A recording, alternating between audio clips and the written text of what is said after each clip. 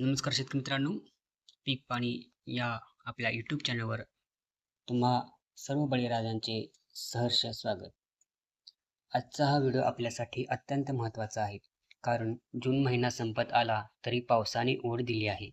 अशा वेळी ऐन खरीपाच्या तोंडावर कोणती पावले उचलावीत यावर आज आपण सविस्तर प्रकाश टाकणार आहोत.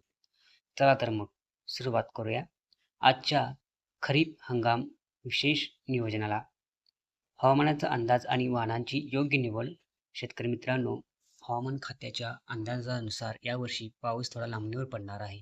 अशा परिस्थितीत जर आपण नेहमीची म्हणजे जास्त कालावधीत येणारी बियाणे पेरली तर ऐन ऑक्टोबर-नोव्हेंबरमध्ये जेव्हा पिकाला पाण्याची गरज असते तेव्हा जमीन कोरडी पडते. परिणामी आपले मोठे नुकसान होऊ शकते.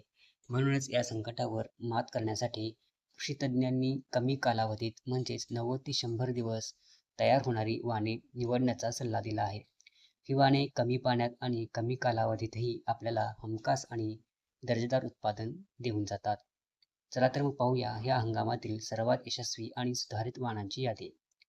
सोयाबीनची हुकमी वाणे म्हणजेच 90 ते 100 दिवसासाठी महाराष्ट्रातील वेगवेगळ्या भागात खालील 3 वाणांनी गेल्या काही वर्षात उत्तम कामगिरी केली आहे. त्यामध्ये आपण वाणांचं नाव, वैशिष्ट्य आणि फायदे बघूयात. त्यामध्ये 1 नंबरचं आहे KDS 726 म्हणजेच फुले किविया. सध्या महाराष्ट्रात सर्वात जास्त मागणी असलेले हे वाण आहे. हे तांबेरा रोगाला पूर्णपणे प्रतिकारक असून याचे दाणे टपोर येतात. दुसरे वाण आहे MAUS 158, MAUS 162. मराठवाडा आणि विदर्भातील कमी पावसाच्या क्षेत्रावर हे वाण अत्यंत उपयुक्त आहे. कमी पाऊस असला तरी हे वाण तग धरू शकते. तिसरं आहे JS 9305. अत्यंत कमी कालावधीत म्हणजे साधारण 90 ते 95 दिवसात निघणारं हे वाण आहे. ज्या शेतकऱ्यांना सोयाबीन नंतर रब्बीत हरभरा किंवा गहू घ्यायचा आहे त्यांच्यासाठी हा उत्तम असा वाण आहे. तर कापसाचं नियोजन करत असताना आपल्याला कोणती काळजी घ्यावी, तर पेरणीला उशीर होत असल्यामुळे जास्त कालावधी घेणाऱ्या लांब धाग्याच्या कापसाऐवजी लवकर येणाऱ्या आणि रसशोषक किडींना उदाहरणार्थ मावा, तुडतुडं यांना बळी न पडणाऱ्या वाणांची निवड करावी. राशी किंवा अजित कंपन्यांची कमी कालावधीची वाणे या काळात फायदेशीर ठरतात. आणि आता आपल्या शेतकरी मित्रांनो, ही माहिती तर आपण घेतली तर सर्व आपल्या अडचणी ज्या आहेत त्या दूर होतात. तर आपण आता बघूयात बीज प्रक्रिया कशी करावी, जी कमी ओल्यावरही बियाण्याला ताकद देते. शेतकरी मित्रांनो, बियाणे कितीही महागडे किंवा चांगल्या दर्जाचे असले तरी जर त्याला सुरुवातीलाच बुरशी किंवा किडीचा प्रादुर्भाव झाला तर आपली सगळी मेहनत वाया जाते. विशेषतः जेव्हा पावसाला उशीर होतो आणि जमिनीतील ओलावा कमी असतो तेव्हा बियाणांची उगवण क्षमता टिकवून ठेवण्यासाठी बीज प्रक्रिया हे एका सुरक्षा कवचासारखं काम करतं. सोयाबीन आणि कापसासाठी बीज प्रक्रिया कशी करावी याची आपण माहिती घेऊयात. तर 1 नंबर सोयाबीनसाठी आपल्याला बीज प्रक्रिया करत असताना FIR तंत्रज्ञान वापरू शकतो. सोयाबीन अत्यंत नाजूक बियाणं आहे. त्यासाठी कृषी तज्ज्ञ म्हणजे FIR या क्रमाने बीज प्रक्रिया करण्याचा सल्ला देतात. बुरशीनाशक.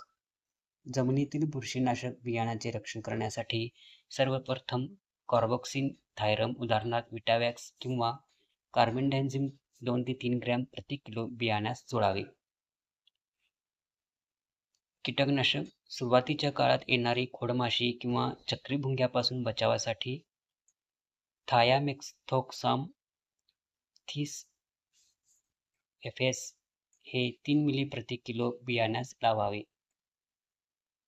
जीवाणू संवर्धनासाठी सर्वात शेवटी हवेतील नायट्रोजन शोषून घेण्यासाठी रायझोबियम आणि PSB हे जीवाणू खत प्रत्येकी 25 ग्रॅम प्रति किलो बियाण्यास गुळाच्या पाण्यात कोमट करून लावावं.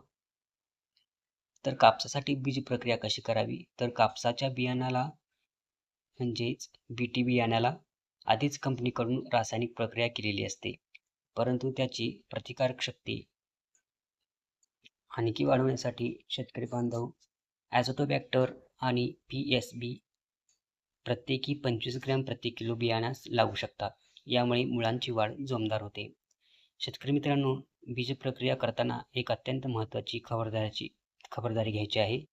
बियाणे चोळताना त्याचा वरचा पापुद्रा निघणार नाही याची काळजी घ्यावी लागते, कारण सोयाबीनचा पापुद्रा निघाला तर ते बियाणे उगवत नाही. आणि त्याचबरोबर कोणत्याही बीज प्रक्रिया करायची असेल किंवा कोणतेही कीटकनाशक वापरायचं असेल तर योग्य कृषी तज्ज्ञांचा सल्ला अवश्य घ्या. त्यामुळे होणाऱ्या नुकसानीस जे आहे ते टळू शकतं. त्यामुळे योग्य तज्ज्ञांचा सल्ला अवश्य घ्या.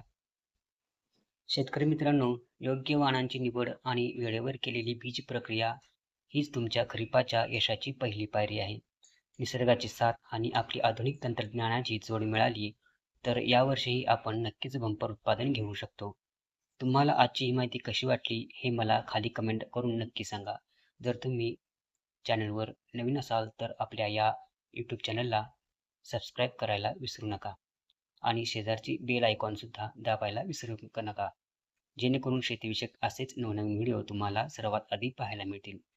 हा व्हिडिओ तुमच्या इतर शेतकरी मित्रांना व्हॉट्सॲप ग्रुपवर शेअर करा, जेणेकरून त्यांनाही त्याचा फायदा होईल.